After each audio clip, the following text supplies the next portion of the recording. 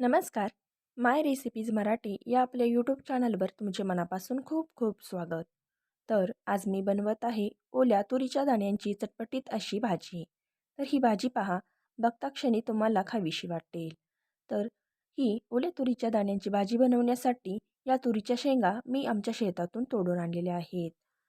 तर आता या दिवसामध्ये या तुरीच्या शेंगा तुम्हाला बाजारामध्ये देखील मिळू शकतात. तर एकदा आवर्जून ही भाजी नक्की करून पहा. तर इथे मी खूप साऱ्या शेंगा शेतातून आणलेल्या आहेत. आता नंतर या शेंगा मी धुवून घेतल्या आणि यातील पाणी निथळल्यानंतर या शेंगा अशा प्रकारे सोलून घेतलेल्या आहेत. तर या शेंगा सोलण्यासाठी थोडा जास्त वेळ लागतो, परंतु काही हरकत नाही, कारण या प्रकारच्या भाज्या आपल्याला वर्षातून 1-2दाच खायला मिळतात. तर इथे मी या तुरीच्या शेंगा सोलून 1 वाटीभर इतके हे तुरीचे दाणे घेतलेले आहेत. तर याला आमच्याकडे सोलाना असे म्हणतात. तुमच्याकडे याला काय म्हणतात ते देखील कमेंटमध्ये नक्की सांगा. तर आता गॅसवर मी एक कढई ठेवली आहे आणि त्यामध्ये हे सोलून घेतलेले तुरीचे दाणे या कढईमध्ये घालते आहे. तर आता सुरुवातीला यामध्ये तेल न ओतताच हे दाणे आपल्याला अशाच प्रकारे भाजून घ्यायचे आहेत. तर साधारण 1 ते 1.5 मिनिटे हे तुरीचे दाणे अशा प्रकारे भाजले की त्याला हलकेसे डाग पडू लागतात. आता यामध्ये फक्त अर्धा चमचा तेल ओतायचे आणि या फक्त अर्धा चमचा तेलामध्येच हे तुरीचे दाणे चांगले भाजून किंवा परतून घ्यायचे आहेत. मध्यम ते मोठ्या आचेवर हे तुरीचे दाणे साधारण 3 ते 4 मिनिटे इतका वेळ भाजून घ्यायचे, म्हणजे ते छान असे मऊसर होतात. तर आता इथे तुम्ही पाहू शकता, या तुरीच्या दाण्याला छान असा मऊसरपणा येत आहे आणि हे छान भाजले देखील जात आहेत. तर आता हे तुरीचे दाणे पहा छान असे भाजले गेलेले आहेत. तर लगेचच ते आता एका प्लेटमध्ये काढून घेऊयात. आता याच कढईमध्ये 7-8 हिरव्या मिरच्या घ्यायच्या आहेत. तर मिरच्याचे प्रमाण तुम्ही तुमच्या आवडीप्रमाणे कमी जास्त करू शकता. तर ह्या मिरच्या मी थोड्या अशा प्रकारे चाकूने कट करून घेतलेल्या आहेत, म्हणजे ते फुटून भाजताना उडून अंगावर येणार नाहीत. तर 1 मिनिटभर या मिरच्या देखील आपल्याला कढईमध्ये अशाच प्रकारे अगोदर भाजून घ्यायच्या आहेत. या मिरच्याला आता हलकेसे डाग पडू लागले की यामध्ये अर्धा चमचा तेल ओतायचे आणि तेलामध्ये या मिरच्या चांगल्या परतून घ्यायच्या. तर आता मिरच्या देखील हलक्याशा परतल्या आहेत. तर यावेळी इथे मी अर्धा मूठ कोथिंबिरीचे देठे घालत आहे. याऐवजी तुम्ही कोथिंबीर देखील यामध्ये घालू शकता. 10-12 लसूण पाकळ्या घालायच्या आणि कलत्याने हलवत हे सर्व साहित्य चांगले भाजून घ्यायचे. साधारण 2 मिनिटे मध्यम आचेवर एकसारखे हलवत हे भाजून घेतले की याला छान असा सुगंध येऊ लागतो आणि यामुळेच या भाजीला छान अशी टेस्ट येते. तर आता ह्या हिरव्या मिरच्या, कोथिंबीरीचे देठे आणि लसूण छान भाजला गेला की एका प्लेटमध्ये काढून तो थोडासा थंड होऊ द्यायचा.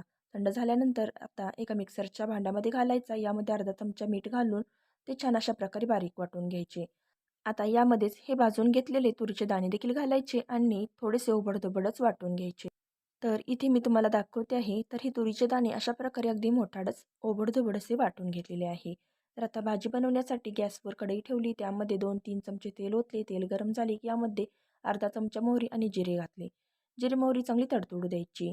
जिरे मोहरी चांगली तडतडली की यामध्ये साधारण पाव चमचा हिंग घालायचा आणि लगेचच यामध्ये 3-4 लाल सुक्या मिरच्या घालायच्या आणि तेलामध्ये चांगल्या परतून घ्यायच्या.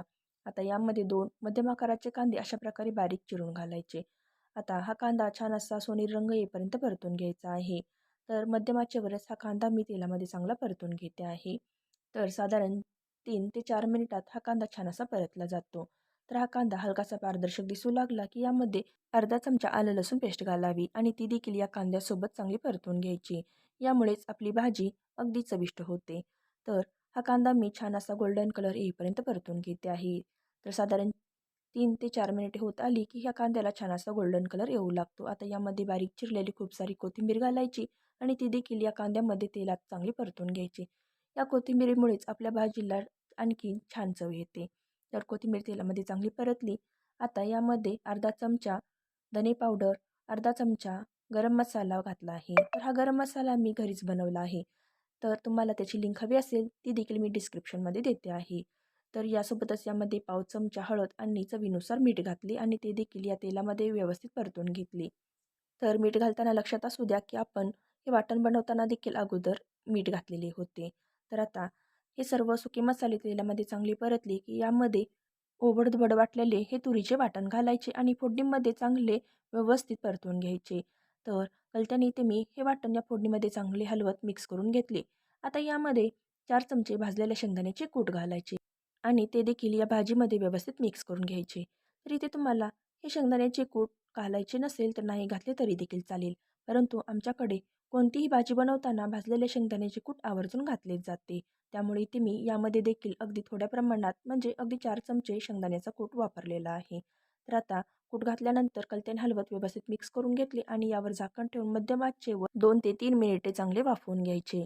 तर आता 2 ते 3 मिनिटानंतर यावरील झाकण काढायचे आणि पुन्हा एकदा हे कलत्याने व्यवस्थित हलवून घ्यायचे. तर अशा प्रकारे अगदी चटपटीत अशी ओल्या तुरीच्या दाण्यांची भाजी तयार आहे.